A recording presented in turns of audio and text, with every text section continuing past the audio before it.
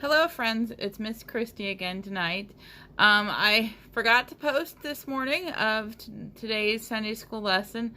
As you know, we are out of church again today, but for many of you, church is not about the building. It's about what you're doing and how you're sharing Christ with others. So tonight I'm going to share with you again some more of the Easter story. Tonight's story is called A Special Dinner with Friends. And this story comes out of Matthew 26. So I'm going to read from my book again, the Bible story book for early readers. I'm going to read to you tonight the story. One evening, Jesus and his 12 friends went to a room in the upstairs of a house. They ate the Passover supper together. Passover was an important celebration of the Jewish people. So remember last time we talked about how Jesus entered Jerusalem on the back of a donkey and how they put the palm leaves down and they put their coats down for him. So this is after he's entered Jerusalem and he's going to go have a supper with his disciples. While they were eating, Jesus said to them, "One of you is planning to do something that will hurt me." His friends did not understand what he was talking about. "Are you talking about me? Is it me?" One by one, each man asked if he was the one Jesus was talking about. Jesus quietly said, "One of you will betray me. The scripture said long ago that the Son of Man must die, and the time has come for this to happen." The disciples stared at each other, wondering which one it would be.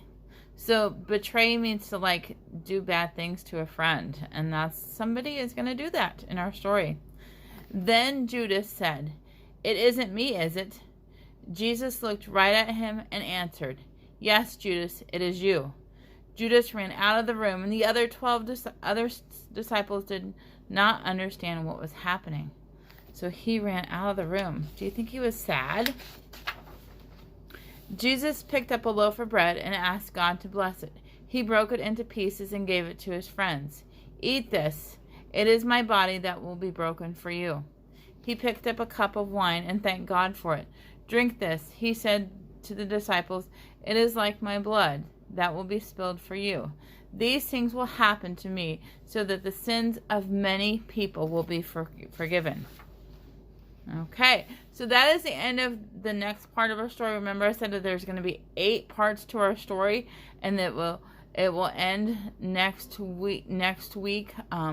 On Sunday will be our final part to the story. So just listen every time you can get a chance. I will try to post more stories throughout the week.